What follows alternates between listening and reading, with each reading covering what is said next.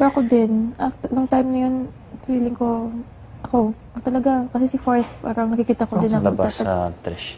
Please.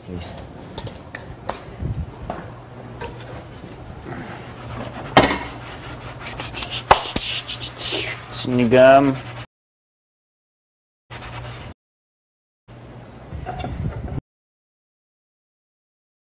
Sinigam pa tayo. Konti, oh. No. Let's go here. Okay.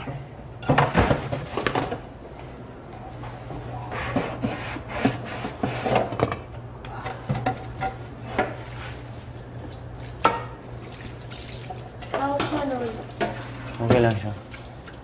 Buhay pa. Sayaw, ha? Sinabi mo, ha? Sinabi mo maging Michael Jackson ako. Gusto ko makita. Sorry. You teach me the...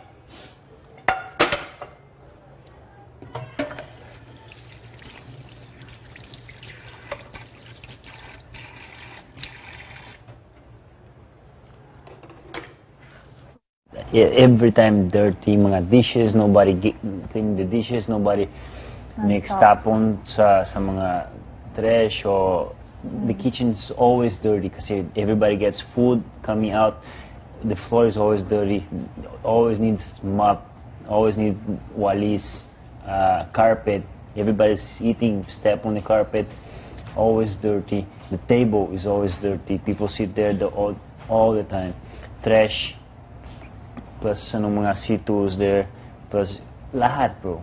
Kitchen is always the worst. Pinaka-worst, mahirap yung kitchen. So, kaya for me, for that time was like, he has to be there, Big Four. Deserving. Oh, deserving. Kasi, Pati ako. Diba? Pag 16 tayo, 17 tayo dito, tapos siya lang na, di ba, we have help, pero syempre, it's coming from him most of it. So yun, para sa akin dun, it was like, he has to be there.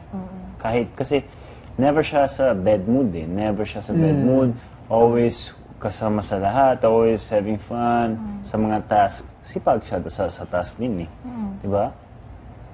Tapos, yun, biglang, si Fort. So, sabi ko, grabe talaga kasi anong ginawa niya na mali na lumabas. Kaya, gets mo? So, nagulat ako sa ganun. Kasi we never know what's coming out sa TV. Gets? We have 24 hours dito, pero biglang isang mistake na ginawa mo, baka it's gonna affect your entire stay dito. Pag isang mistake, never know, di ba? Pero by that time, talagang Ford for me, Big Four siya. Sa lahat. sipag siya, sobra. And everybody was just, playing. A lot of people just playing, making dirty, leaving the stuff. Then boom, gets mahirap. So I was like, whoa. Kaya talagang nagulat ako dun kay Ford. That's why I saved you, kasi ikaw masipag ka. I was confident with fifth. And Ano ba? Ha? Ako ngayon? Joke din yan. Hindi, seryoso. Manalo, hindi makausap eh. Siyempre, bigla. Pero ganun talaga, bro. It's not in our part na to choose anymore. Gets 7 of us here. Because if it's for you to go out, talagang it's for you. They will choose for you. Gets if it's your turn, it's your turn. One time or another time, you're gonna go, or you're gonna stay. Yeah, if it's your time to go, they will choose. Matalino sila eh. Nakita nila lahat. So, yun. Kaya sinabi ko kayo kay Joshua, di ba? Na 16 kayo. You guys have a huge career ahead of you. Sobra. At you should listen to what I said. Lahat ng suggestions na binigay ko is for the good for you guys. Lalo para sa inyo dalawa kasi 16 kayo. Haba. At sabihin mo, paglabas ka dito, puro school lang. No more, bro. Life change. Agree. Life change. Yes, sikat ka na. Tapos, makilala ng mga tao. Siyempre, sobrang saya pag ganun. Siyempre, sinabi ko sa'yo na siyempre, it's gonna be affected. Yung privacy mo, pero ang saya, bro. Enjoy ka. Mag-enjoy ka. Kasi, kaya, kagabi I was super excited. Excited pa sa kanila dalawa. Joshua? No. Sinabi ko, super. Kasi, it reminds me yung nung time na umalis ako when I was 16 sa Brazil by myself. Yun. It reminds me of that, bro. Sobra. You guys will enjoy a lot. Have a lot to go. A lot of experience to experiment. Yes, a lot of things for you guys to learn, to be more mature sa lahat.